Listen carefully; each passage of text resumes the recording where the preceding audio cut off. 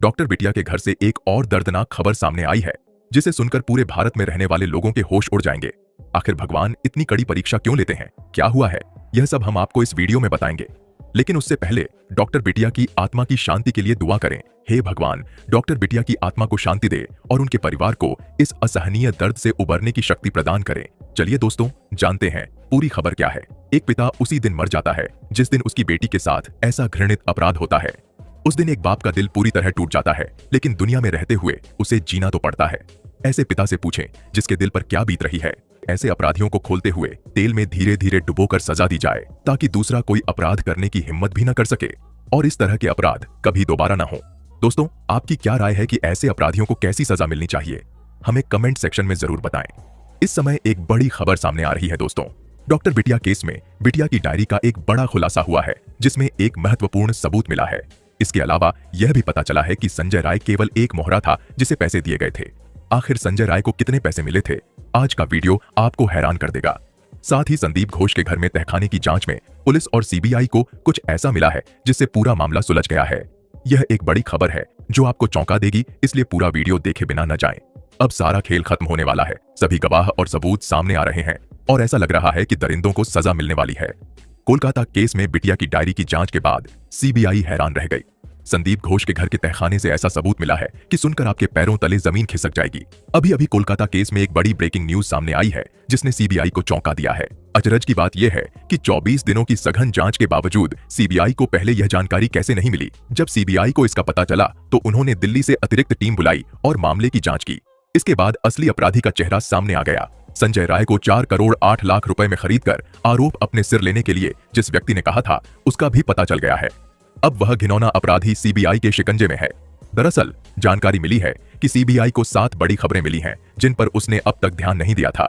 ये सारी जानकारी एक चश्मदीद गवाह ने दी थी। गवाह ने बताया कि सीबीआई को डॉक्टर बिटिया का मोबाइल चेक करना चाहिए। जब सीबीआई ने बिटिया का मोबाइल चेक किया तो उनके होश उड़ गए।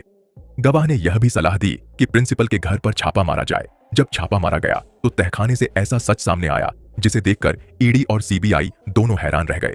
गवाह ने यह भी कहा कि बिटिया की डायरी चेक की जाए।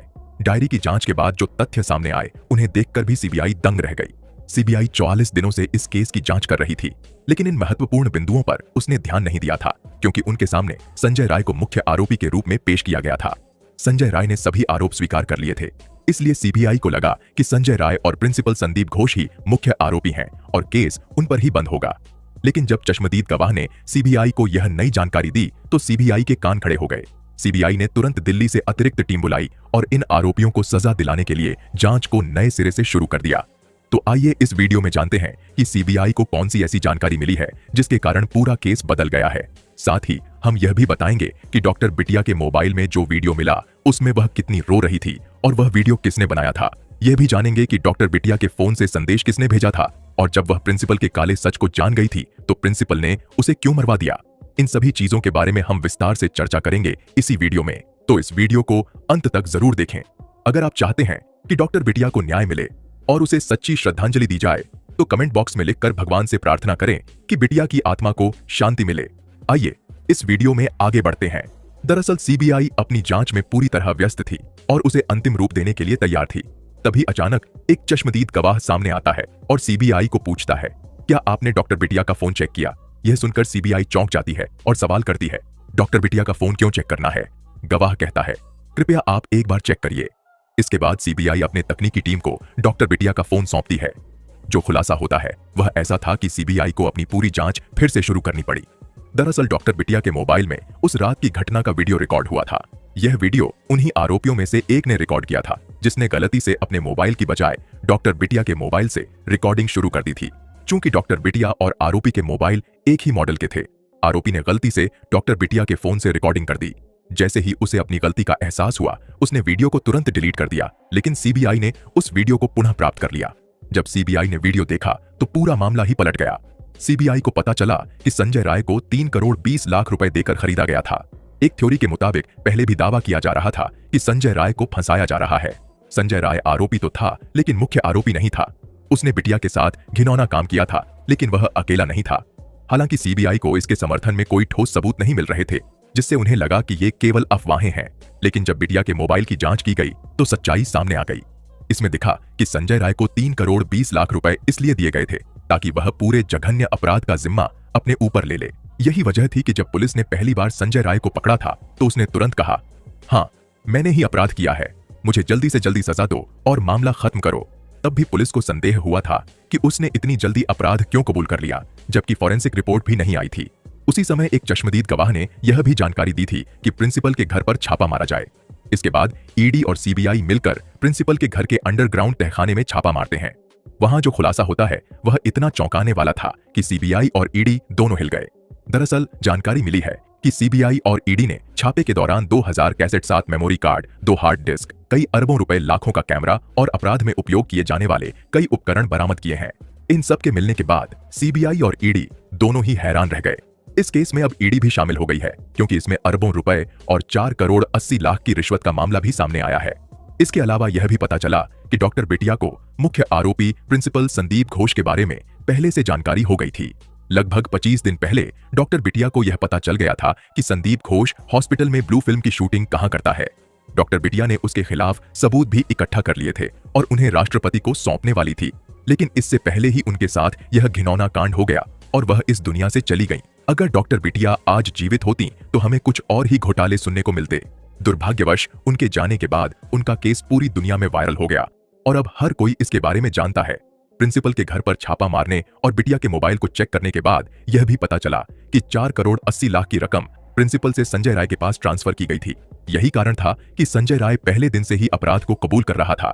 सीबीआई ने बताया कि जब उन्होंने प्रिंसिपल के घर पर छापा मारा था तो वहां से 2000 सीडी और कैसेट बरामद हुई, जिनमें हर एक सीडी में अलग अलग हॉस्पिटल के वीडियो रिकॉर्ड थे।